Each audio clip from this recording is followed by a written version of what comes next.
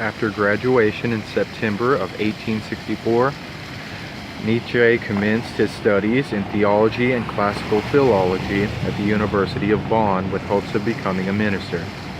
For a short time, he and Dessen became members of the Burschenschaft Franconia.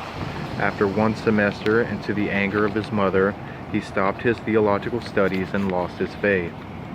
As early as his 1862 essay, Fate and History, Nietzsche had argued that historical research had discredited the central teachings of Christianity. But David Strauss's Life of Jesus also seems to have had a profound effect on the young man. In addition to Ludwig Feuerbach's The Essence of Christianity influenced young Nietzsche with its argument that people created God and not the other way around. In June of 1865, at the age of 20, Nietzsche wrote to his sister Elizabeth, who was deeply religious, a letter regarding his loss of faith. This letter contains the following sentence: "Hence the ways of men part. If you wish to strive for peace of soul and pleasure, then believe. If you wish to be a devotee of truth, then inquire." Nietzsche subsequently concentrated on studying philology under Professor Friedrich Wilhelm Reich, whom he followed to the University of Leipzig in 1865.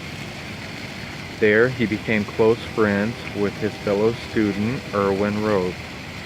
Nietzsche's first philological publications appeared soon after. In 1865, Nietzsche thoroughly studied the works of Arthur Schopenhauer.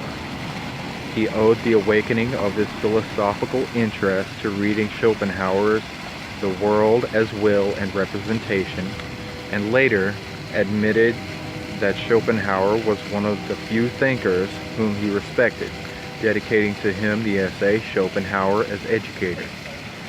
In The Untimely Meditation, in 1866, he read Friedrich Albert Lunge's History of Materialism, Lang's descriptions of Kant's anti-materialistic philosophy, the rise of European materialism, Europe's increased concern with science, Charles Darwin's theory of evolution, and the general rebellion against traditional and authority intrigued Nietzsche greatly.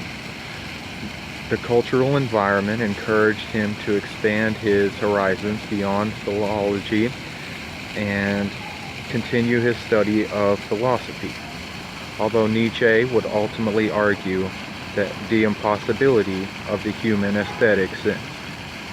This concludes the third installment of my own personal account, a groundwork, if I may, for the works of a matriarchal male of the Nietzschean scale, namely, the one, but not only, Mommy's Special Übermensch.